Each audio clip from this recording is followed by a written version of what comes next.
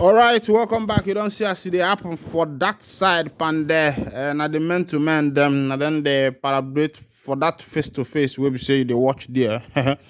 According to the information, we be say drop for my table. You be saying at the men of the NIG and the men of them boys, and then they quatora face to face. Asina mbena abu biara mba no fu ya kalili bia mba afọ mba afọ blos nkwa osina mbena abu biara no gbanu no fu ya kalili bia mba afọ. Meanwhile, Nnamdi Kanu gives condition for true reconciliation once international airport seaport in southeast makes shocking revelation. Let's go to the full detail of the information as it is hot. Nnamdi Kanu gives condition for true reconciliation once international airport seaport in the southeast makes shocking revelation.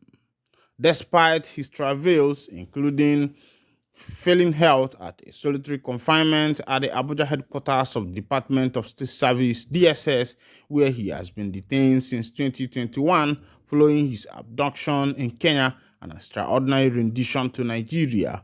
Leader of the indigenous people of Biafra (IPOB), Mazi Nnamdi Kanu, has again spoken truth to power without blinking an eye. The IPOB leader cleared the air over some misconception around his position on the future of Nigeria, insisting on either genuine wholesome restructuring of the country or referendum for the Biafran people.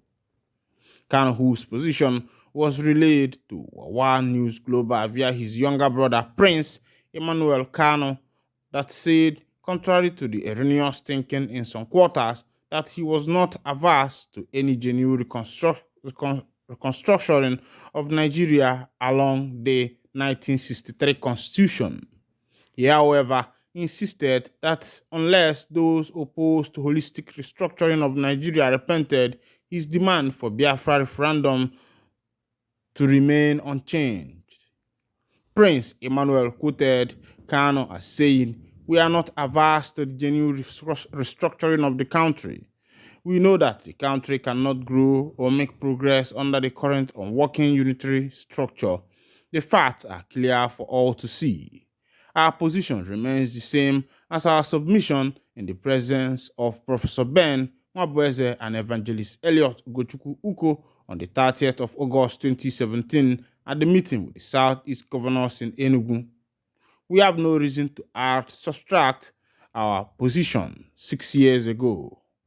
We reiterate that we are not opposed to the casual but wholesome restructuring of the country along the 1963 Constitution." He blamed those who plotted his unsuccessful elimination in September 14, 2017 for the current sad security situation in the Southeast. He said those who disrupted the 2017 peace process only engineered and activated the unpleasant experience of the past 3 years. Had they allowed the second meeting of September 15, 2017 to hold, meaningful outcome would have been long achieved. The unprovoked invasion of my family home instead on the September 14, 2017, which led to the unitary death of dozens of citizens and inspired the demise of my parents, created the unsavory atmosphere that engulfed the region moving forward.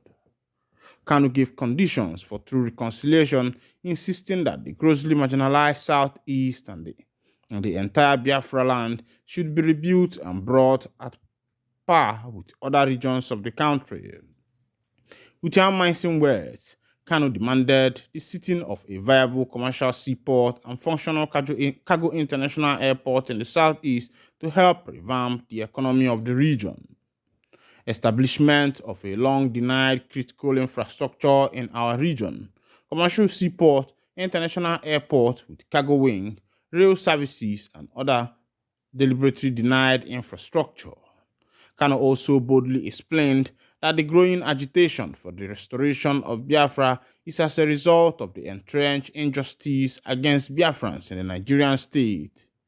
Those determined on riding on fellow citizens as donkeys should understand that their refusal to treat every region fairly is at the root of our agitation for justice and equality, said Mr. Kanu.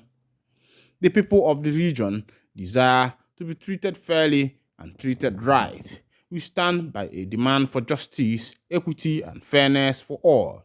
This is our position.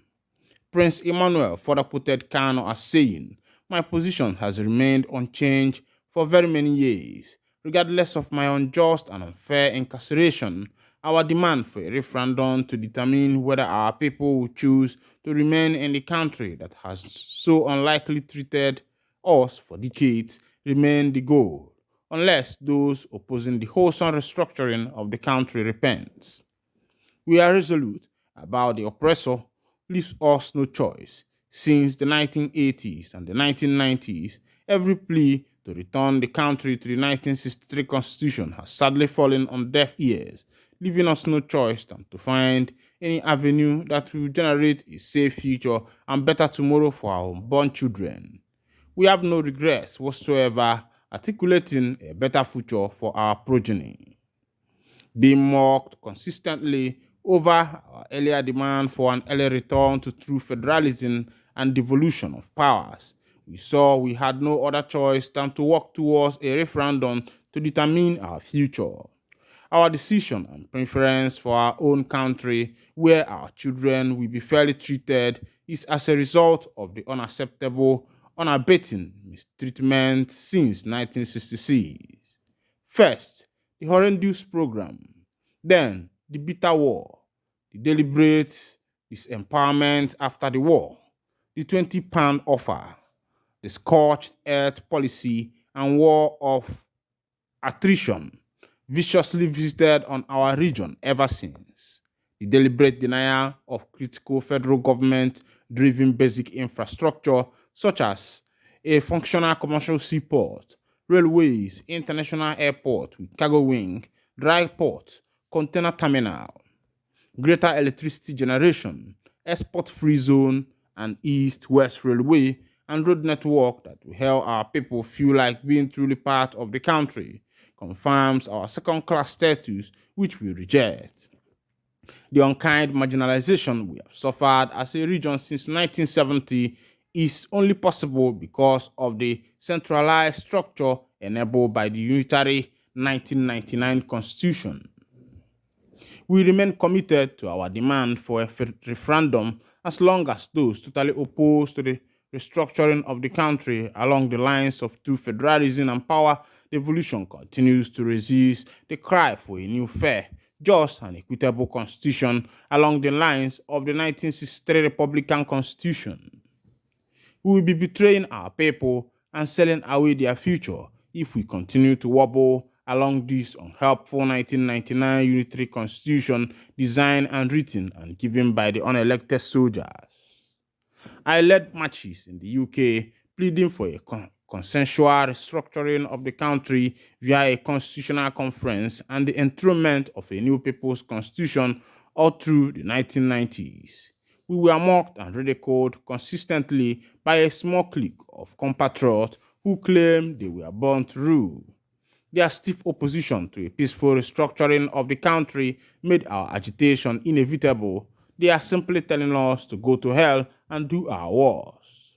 At the meeting with the Southeast governors on 30th August 2017, I pleaded with the governors to plead with Mr. President to begin the early reconstruction of the country along the lines of true federalism and devolution of power to the 1963 Constitution.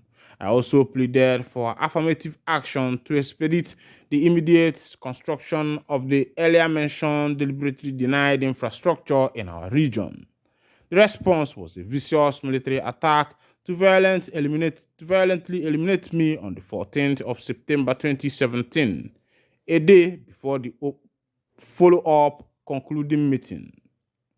Kanu, who pursues Biafra restoration through nonviolence, has continued to enjoy wide fellowship, especially among the Igbo youth, both within and outside the country, despite his continued incarceration.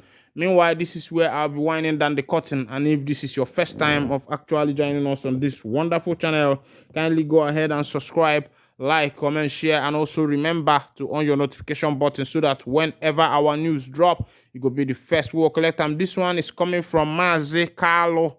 Will be Mazi Nnamdi Kanu's brother. Don the talk say the leader of the indigenous people of Biafra has dropped conditions of which he might say, okay, now I can lay down my guard, but apart from that, he will not be able to do anything. Meanwhile, thank you for listening. God bless you.